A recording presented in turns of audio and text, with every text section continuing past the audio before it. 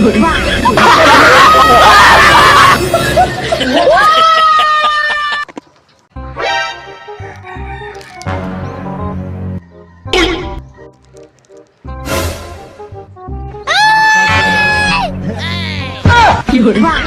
lang, prank lang yun.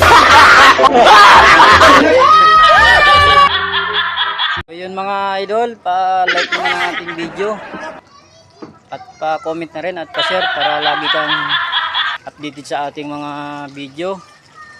Talaga, yun ang lang. ganda mong lalaki. So, nandito tayo sa likod. Medyo maraming lamok na ngayon eh. Medyo mahaba itong drainage na to mga idol. So yun lang mga idol.